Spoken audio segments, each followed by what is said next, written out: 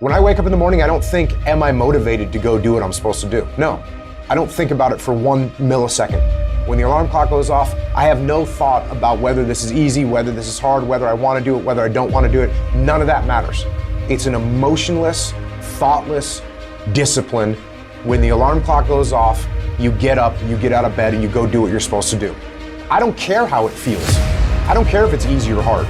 It doesn't even matter to me. It's just a reaction, it's a discipline, and it's life. And that's the way I choose to live my life. It is not what you perceive about me. It's what I perceive about me. It's not what they say about you that matters. It is what you say about you that threatens your destiny. You will never be defeated by what they say about you.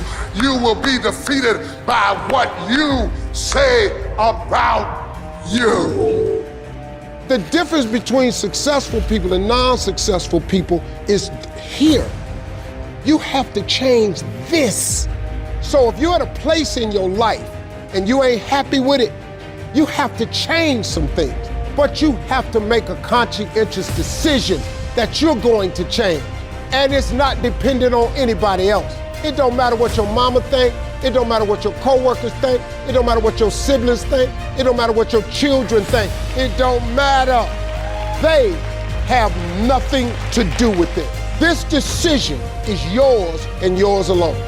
Your hardships, your challenges, your situation will either be the reason you don't make it, or it will be the story you tell when you do make it, and you get to make that choice. Those of you that are achieving, one of the reasons the achievement is slowed down is you've allowed yourself to feel less desperate. When you were broke and starting your business, or when you were brand new in your relationship and you were desperate to get her to love you or desperate to get him to love you, you took massive, big action. How many of you are moms in the room? Raise your hand. If you woke up tomorrow morning and your baby wasn't in their bed, would you be desperate right away, yes or no? Big time desperation. You wouldn't be thinking about what you need to do. You'd be acting, wouldn't you? You'd immediately make the decision. You take massive action. You search the house. You go into the street because you were desperate.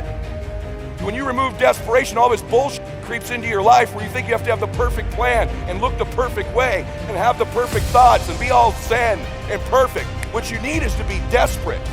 What you need is to get after it. Your imagination, you the only one can see it. You're the only one can see it. The problem with your imagination, though, is you tell it to the wrong people. How many times have you had this really incredible idea and you took it to your family and your friends? You shared it with them and they shot it down.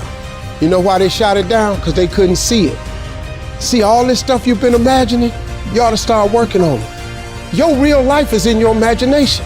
Dust off your imagination and just go for it. You got to try. Quit waking up thinking you ain't got no say-so in your life. You have a choice in this matter. You can't stop what happened to you, but you can doggone sure do something about what happened to you. Life is 10% what happened to you, it's 90% what you do about it.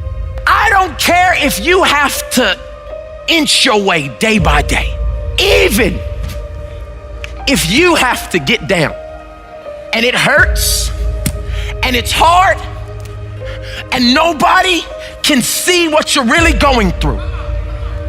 If you don't quit. If you want to know something about yourself, sit on your bed one night and say, what's one thing I'm doing wrong, that I know I'm doing wrong, that I could fix, that I would fix? You meditate on that, you'll get an answer. And it won't be one you want, but it'll be the necessary one. Everything that's happening to you is God is processing. Every difficult moment you're having, He just processing it. That's all He's doing. Everything you're going through is preparing you for what you ask God for. And if you need to be tough when you get to where you're going, then He gonna toughen you. If you gotta be more caring along the way, He gonna let you have some trials come your way that's gonna have to produce that in you.